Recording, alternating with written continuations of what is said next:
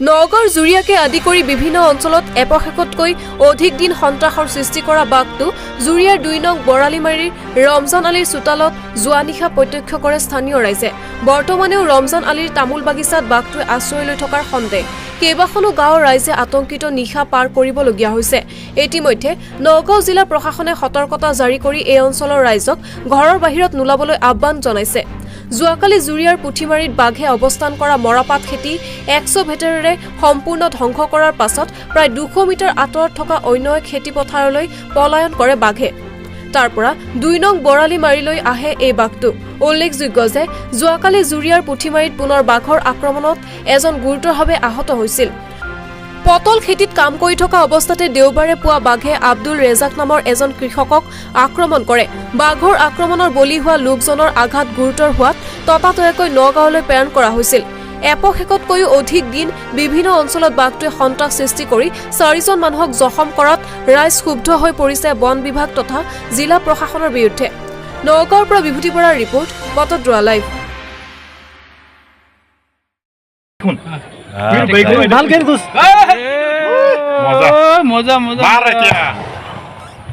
ইয়াতে সোমাই আছে কেনেকৈ গম পালে?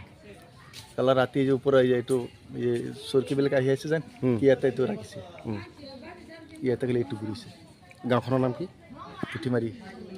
আপোনাৰ নাম? বুল কাছেম। আপোনাৰ ঘৰ ইয়াতে না? ইয়াতেই। দেখা পাইছেনে বাঘটো? না দেখা নাই। ইয়াতে ৰাতিৰ আন্ধাৰৰ সুযোগত ইয়াত আহিছে। হয়, ইয়াতে ৰাতি আন্ধাৰ আহিছে। কি জনাব বন বিভাগক? বাঘ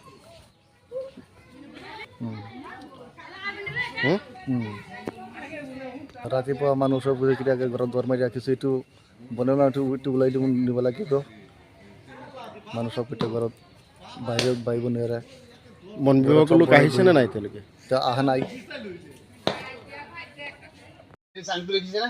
এইখিনিত আহিছিল, আমি গড়ৰ খিৰিকীৰ পৰা দেখিছোঁ। ইয়াত আহিছিল ৰাতি 10টা বজাৰ পৰা ইয়াত ঘূৰি আছে। তাৰপিছত জংঘল আছে, জংঘলত সোমাইছিল। এতিয়া আমি গম পাব মতে জংঘলতে আছে। ইয়াতে আছে বাঘটো? ইয়াতে আছে, মই জনা মতে। 8টা বজাৰ পৰা কুকুৰা চৰাই কেইটামান গৈছিল ৰাতিপুৱা 8টা। আজি ৰাতি 8টাত কুকুৰা চৰাই গৈছিল। যোৱাৰ পিছত কুকুৰা চৰাই কেইটা যে উৰি আহিছে সেই কুকুৰি এনেকৈ গম পাইছোঁ বাঘটো ইয়াতে আছে বুলি। তাৰমানে তাৰ পৰা পলায়ন কৰাৰ পিছত বাঘটো নিহা ইয়াতে আছে? এতিয়ালৈকে আপোনালোকে কনফাৰ্ম ইয়াতে আছে? নিহা এইটো ঘৰৰ চোতালতো আহিছিলে? ইয়াতে আহিছিল। আপোনালোক চৰকাৰক কি আহ্বান জনাব? চৰকাৰক এইটো আহ্বান জনাব যে এইটো বাঘটো উৰাই নিব লাগে অতি সোনকালে নিব লাগে। খুব আতংক হৈ আছে মানুহ।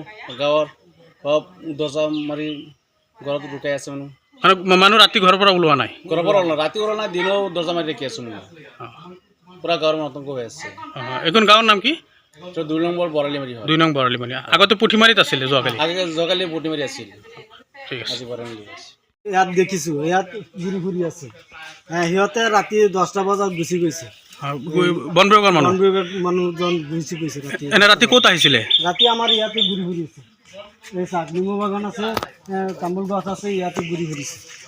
আপোনালোকৰ ঘৰত চোতালত আহিছিল? চোতালত আহিছিল। আমি খিৰিকী খুলি পেলাই দেখিছোঁ বাঘটো। বাঘটো দেখিছোঁ। তাৰপিছত ক'ত গৈছে? এতিয়া ক'ত আছে আমি নাজানো। ইয়াতে থাকিব পাৰে বা কোনোবা যাব পাৰে, কিন্তু আমি গাঁওখনৰ নাম কি? ২ নং বৰালিমাৰী। তাৰ ঘৰৰ পিছপিনে আছে? এই ৰমজান আলীৰ ঘৰৰ পিছত। ৰমজান আলীৰ ঘৰৰ পিছপিনে আছিলে মানে? তাৰ চোতালতে আহিছিলে? চোতালত আহিছিলে। বাঘটো যে অহা যোৱা কৰিছে তাৰ চিনো ইয়াত পাইছে? পাইছোঁ। ভিডিঅ' আছে।